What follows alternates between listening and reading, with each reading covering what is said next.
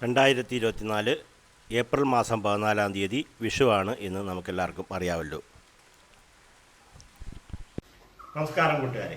ഇന്ന് 2024 നമുക്ക് എങ്ങനെ വിഷുക്കണി ഒരുക്കാം എന്നതിനെക്കുറിച്ച് വളരെ ലഘുവായിട്ട് ഒരു വീഡിയോ ആണ് എടുക്കാൻ ഉദ്ദേശിക്കുന്നത്. നമ്മുടെ പുരാതനമായിട്ടുള്ള പല ഗ്രന്ഥങ്ങളിലും അതുപോലെ തന്നെ മുത്തശ്ശിമാരിൽ നിന്നും കേട്ടറിഞ്ഞിട്ടുള്ള രീതിയിലാണ് നമ്മൾ ഇന്ന് വിഷുക്കണി ഒരുക്കാൻ പോകുന്നത്. പലരും വിഷുക്കണി ഒരുക്കുന്നത് അങ്ങനെ ചെയ്യാൻ പാടില്ല, ഇങ്ങനെ ചെയ്യാൻ പാടില്ല എന്നൊക്കെ പറഞ്ഞ് ചില വീഡിയോസും കാണുന്നുണ്ട്. പലരെയും ഭയപ്പെടുത്തുന്ന രീതിയിലുള്ള വീഡിയോസൊക്കെ ഉണ്ട്. ഭഗവാന് നമ്മൾ എന്ത് ചെയ്താലും ഭഗവാൻ ഇഷ്ടമാണ്. അപ്പോൾ ശാസ്ത്രീയമായിട്ടും അല്ലെങ്കിൽ എങ്ങനെയാണ് പുരാതനമായിട്ടുള്ള രീതിയിലും കണി വെക്കുന്നത് എന്ന് നമുക്ക് നോക്കാം. അതിനായിട്ട് വേണ്ട സാധനങ്ങൾ ഇതൊക്കെയാണ്. അപ്പം ആദ്യമായിട്ട് നമ്മളൊരു ടീപ്പോയ്ക്കകത്ത് ഒരു അലക്കിയ മുണ്ട് ഇങ്ങനെ വിരിച്ചിട്ടുണ്ട്. പ്ലാസ്റ്റർ ഓഫ് പാരീസിൻ്റെ ഒരു ശ്രീകൃഷ്ണ വിഗ്രഹമാണ് നമ്മൾ എടുത്തിരിക്കുന്നത്. അതുകൂടാതെ ഒരു കൊരണ്ടി കിട്ടിയിട്ടുണ്ട്. കൊരണ്ടി ഇല്ലെങ്കിൽ ഒരു താലമായാലും മതി.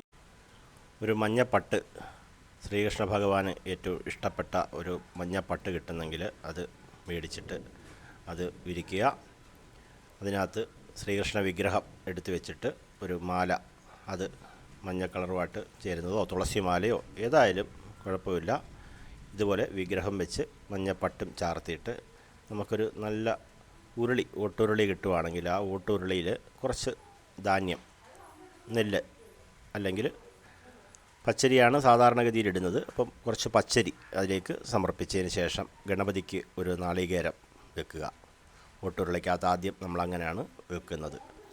ഗണപതി ഭഗവാന് ഒരു നാളികേരം, അതുപോലെ ചക്കയൊക്കെ ഉണ്ട്. ആദ്യം നമ്മളൊരു നാളികേരം വെച്ചതിന് ശേഷം സുബ്രഹ്മണ്യനെ സങ്കല്പിച്ച് 2 മാങ്ങയും പിന്നെ മറ്റ് ഫലമൂലാദികൾ എന്തൊക്കെയോ കിട്ടുന്നുണ്ടോ അതൊക്കെ, പഴം, ആപ്പിള്, മുന്തിരിങ്ങ, ഓറഞ്ച്, അതുപോലെ തന്നെ കടച്ചക്ക കിട്ടുന്നെങ്കിൽ അത്, ഇതൊക്കെ ഗണപതി ഭഗവാനെ സങ്കല്പിച്ചും നമുക്ക് രാവിലെ കണി കാണുന്നതിന് വേണ്ടിയിട്ട് ഫലമൂലാദികൾ എന്നുള്ള സങ്കല്പത്തിലാണ് അത് ചെയ്യുന്നത്.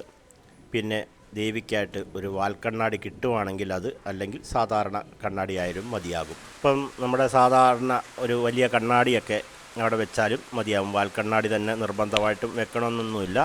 ഇപ്പോൾ ഇതുപോലെ കടച്ചയ്ക്ക, ആപ്പിള്, പഴം, മുന്തിരിങ്ങ, ഓറഞ്ച്, പഴുത്ത മാങ്ങ ഇതെല്ലാം ഉരുളിക്കകത്ത് വെക്കുക. പിന്നെ വെള്ളരി അതിൽ തന്നെ വെക്കാൻ സ്ഥലമുണ്ടെങ്കിൽ മാത്രം മതി, ഇല്ലെങ്കിൽ വെള്ളരി വെക്കണ്ട. വെള്ളരി വേറെ സൈഡിൽ വെച്ചാൽ മതി. ഇതിൻ്റെ പുറത്ത് നിർബന്ധമായിട്ട് നമുക്ക് ഈ പൂക്കുലയൊക്കെ വെക്കേണ്ടതായിട്ടുണ്ട്. അതുപോലെ തന്നെ ചക്ക, നമുക്ക് ഇവിടെ തന്നെ കിട്ടിയിട്ടുള്ള, നമ്മുടെ വീട്ടിൽ തന്നെ ഉണ്ടായിട്ടുള്ള ഒരു ചക്കയാണ്. അതും നമ്മൾ ഇച്ചിരി വലിയ ചക്കയാണ്. അതുപോലെ ഒരു മത്തങ്ങ, പക്ഷേ അത് കണിമത്തങ്ങ എന്ന് പറയുന്നത് വേറൊരു കളറിൽ വരുന്ന, വെള്ള കളറിൽ മഞ്ഞ കളറിലൊക്കെ വരുന്ന ഒരു കണി ഇതുണ്ട്, മത്തനുണ്ട്. പക്ഷേ ഇത് നമ്മുടെ ഇവിടെ തന്നെ ആയതുകൊണ്ട് നമ്മുടെ വീട്ടിലുണ്ടെങ്കിൽ അത് തന്നെയാണല്ലോ വെക്കേണ്ടത്. അതുപോലെ 2 പച്ച മാങ്ങ, അതും നമ്മുടെ മരത്തിലുണ്ടായിട്ടുള്ളതാണ്. ഈ കണി വെള്ളരി നമ്മൾ വിലയ്ക്ക് മേടിച്ചിട്ടുള്ളതാണ്. അപ്പം ഇതിൻ്റെ പുറത്ത് ഇങ്ങനെ ആ കണിക്കൊന്ന ഇങ്ങനെ വെക്കുക. ചിലരിങ്ങനെ കെട്ടിത്തൂക്കി ഇടുന്നൊരു സമ്പ്രദായമുണ്ട്. അത് ഒഴിവാക്കാൻ പറ്റുന്നെങ്കിൽ ഒഴിവാക്കണം. ഇങ്ങനെ ഈ ഫ്രൂട്ട്സിൻ്റെ എല്ലാം പുറത്ത് തന്നെ അത് വെച്ചേക്കുന്നതാണ് എനിക്ക് നല്ലത്. ഇപ്പോൾ ഒരു നേരിയതിനകത്ത് നമ്മുടെ കുറച്ച് നാണയം, അപ്പം നാണയം വെക്കുമ്പോൾ ഒരു ഗൃഹനാഥൻ്റെ എത്ര വയസ്സുണ്ടോ അത്രയും രൂപയ്ക്കുള്ള നാണയം ഗൃഹനാഥൻ്റെയും ഗൃഹനാഥയ്ക്കും ഉള്ള വയസ്സ് കണക്കൂട്ടിയിട്ടൊക്കെ വെക്കാമെങ്കിൽ നല്ലതായിരിക്കും. അതിനകത്ത് വെള്ളി കൊണ്ടുള്ള എന്തെങ്കിലും ആഭരണങ്ങൾ, അതുപോലെ തന്നെ സ്വർണ്ണാഭരണങ്ങൾ ഒക്കെ വെക്കാമെങ്കിൽ അതും നല്ലതാണ്. ദേവിക്കായിട്ട്, രാധയമ്മയ്ക്കായിട്ട് ഒരു മഞ്ഞപ്പട്ടൊക്കെ വെച്ചിട്ട് അതിനകത്ത് കുങ്കുമം, മഞ്ഞൾ, വെള്ളച്ചന്ദനമൊക്കെ വെച്ചിട്ട് നമ്മളത് ഒരു സൈഡിലോട്ട് വെച്ചിട്ട് രാത്രിയിലൊരു കാര്യം ചെയ്യണം. നമ്മൾ കിടക്കാൻ പോകുന്നതിന് മുമ്പായിട്ട് ഒരു ചെറിയ വിളക്കിനകത്ത് കുറച്ച് എണ്ണ കൊള്ളുന്ന ഒരു മൺചിരാത് പോലത്തെയോ അല്ലെങ്കിൽ ഈ ലക്ഷ്മി വിളക്കൊക്കെ കിട്ടുമല്ലോ, അതുകൊണ്ട് ഞാൻ അവിടെ കത്തിച്ച് വെച്ചിട്ടുണ്ട്. അതുകൂടാതെ നമ്മൾ നവധാന്യം, പറ്റുമെങ്കിൽ നിങ്ങൾക്ക് ഈ ഇതുപോലെ ഇതിനകത്ത് വെക്കണമെന്നില്ല, ഒരു ബൗളിനകത്ത് വെക്കണമെന്നില്ല. നമുക്കല്ലാതെ കുറച്ച് നവധാന്യം, കുറച്ച് ഇലക്കുമ്പിൾ പോലെ ഉണ്ടാക്കിയിട്ട് അതിനകത്ത് 9 ധാന്യം വെച്ചാൽ മതിയാകും. പിന്നെ ഒരു ചങ്ങഴി പറ ഇതിനകത്ത് നമ്മൾ നെല്ല് നിറച്ച് വെച്ചിട്ടുണ്ട്. ഒരു കിണ്ടിക്കകത്ത് കുറച്ച് വെള്ളപ്പൂക്കൾ സമർപ്പിച്ചിട്ടുണ്ട്. വിളക്കിലിങ്ങനെ 5 തിരിയിട്ട് അത് രാവിലെ കത്തിച്ചാൽ മതി. ആ ചെറിയ വിളക്ക് മാത്രം രാത്രി കത്തിച്ച് വെച്ചിട്ട് പോയി കിടന്നുറങ്ങിക്കഴിഞ്ഞാൽ രാവിലെ വരുന്ന ആൾക്ക്, ഇവൻ്റെ ആ നിലവിളക്ക് കത്തിക്കാൻ വരുന്ന ആൾക്ക് ഈ വിളക്ക് കണ്ട് തൊഴാനുമൊക്കെ ഒരു സൗകര്യപ്രദമായിരിക്കും.